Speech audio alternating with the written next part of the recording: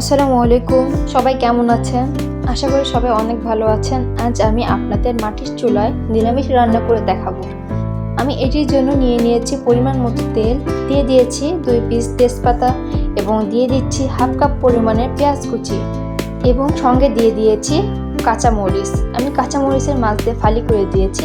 আপনারা চাইলে মুখ ফাটিয়ে অথবা আস্তই দিতে পারেন, কোনো সমস্যা নেই। এখন আমি এগুলো নেড়ে চেড়ে দেবো। তারপর আমি দিয়ে দিচ্ছি 3 টেবিল চামচ মশলা বাটা। আমি এই মশলাটি কিছু পেঁয়াজ, কিছু রসুন এবং কিছু কাঁচামরিচ দিয়ে তৈরি করে নিয়েছিলাম। একত্রে মশলা করে নিলে খাবারের টেস্ট দারুণ হয়। এখন আমি দিয়ে দিচ্ছি 2 চামচ মরিচের গুঁড়া এবং দিয়ে দিচ্ছি 1 চামচ হলুদের গুঁড়া।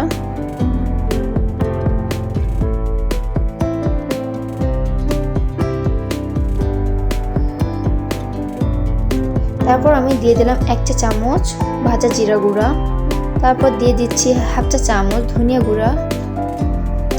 তারপর আমি দিয়ে দিচ্ছি স্বাদ মতো লবণ। আপনারা যে যেমন লবণ খান তেমনটাই দিয়ে নেবেন।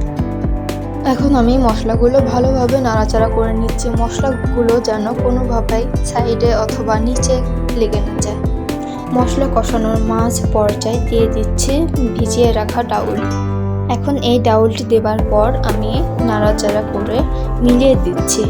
তারপর এটি আমি কষানোর জন্য ঢাকনা দিয়ে ঢেকে দিচ্ছি।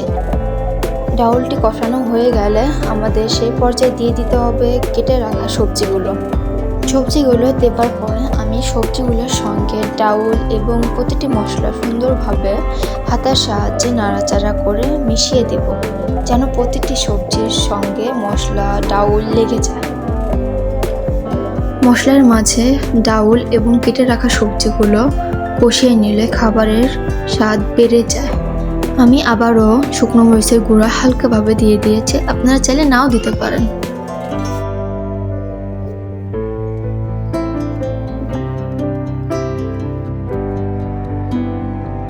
এখন আমি পরিমাণ মতো পানি দিয়ে ঝোল দিয়ে নেব। নিরামিষ খেতে সত্যি খুবই ভালো লাগে, আর এটি শরীরের জন্য খুবই উপকারী একটি খাবার। আপনারা বাসায় একটিবার ট্রাই করে দেখবেন। এখন আমি ঢাকনা দিয়ে ঢেকে দিচ্ছি এবং ভালোভাবে জাল দিয়ে নেব। জাল দেবার মাঝে আমি একটু নেড়ে দিচ্ছি।